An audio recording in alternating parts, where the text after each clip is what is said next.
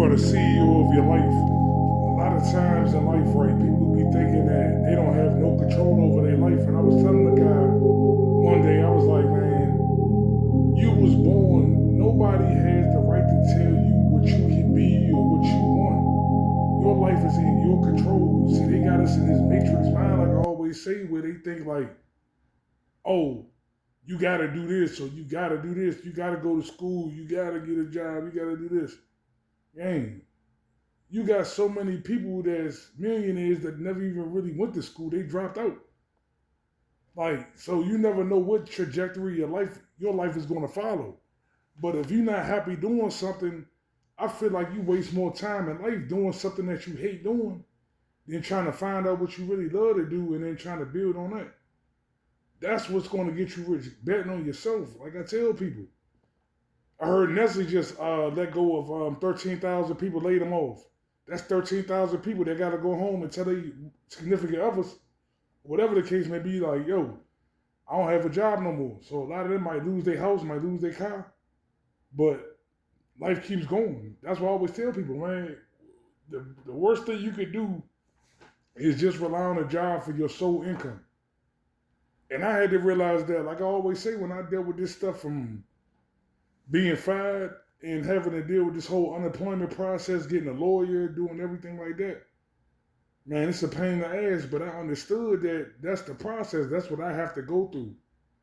It's my life. I decided I'm not tolerating disrespect no more. I'm not dealing with it. So I decided that, man, I'm going to take whatever come with it, man. And I'm going to keep pushing forward. I'm going to keep applying to different places. I'm going to keep trying to figure out, trying to get another little income stream going. I'm doing a couple little consultations. So I'm building.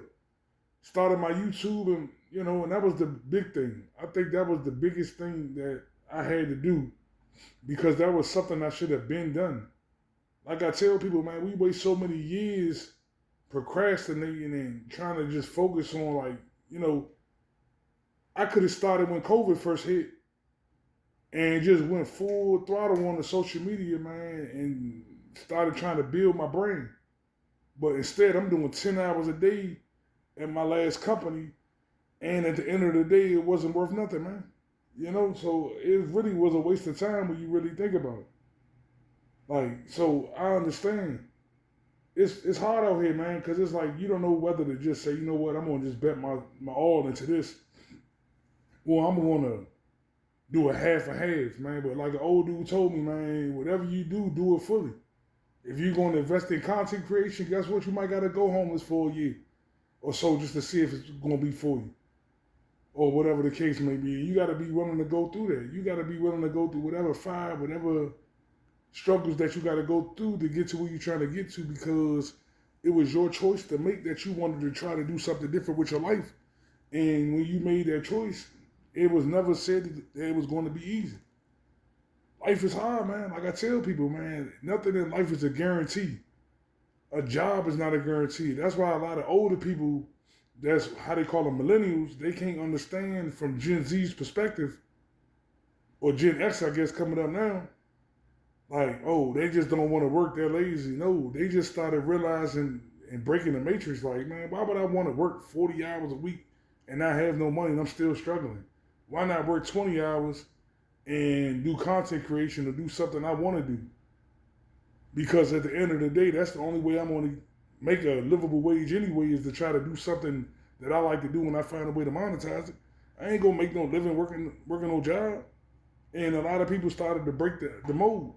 They call you to a job interview and they say, well, man, we're going to pay you, let's say 16 an hour.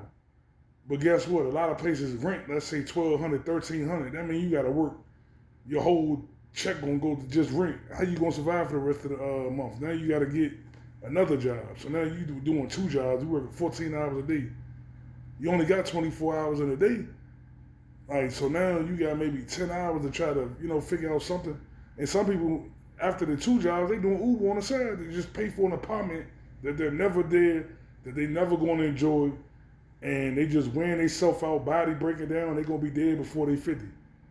And when they die, nobody's going to care, man. The job going to hire somebody else or get a robot they ain't even going, a lot of jobs not even going to give you no thanks, man. Like, oh, Josh passed away, man. We need a moment of silence. A lot of them, man, they don't care. They don't even let the people that, even if one of your coworkers wanted to go to your funeral, they don't even allow them to go because they said they're not immediate family. So I know it's a game, man. It's really a matrix, man. But as always, though, man, always remember, man, you the CEO of your life. Nobody can tell you what you're going to be. Just remember that, man. And as always, though, man, if y'all like my content, leave a comment, like the video, check out my YouTube channel at the Lost Realist 35. I got a lot more other content over there. And I'm going to get back with y'all.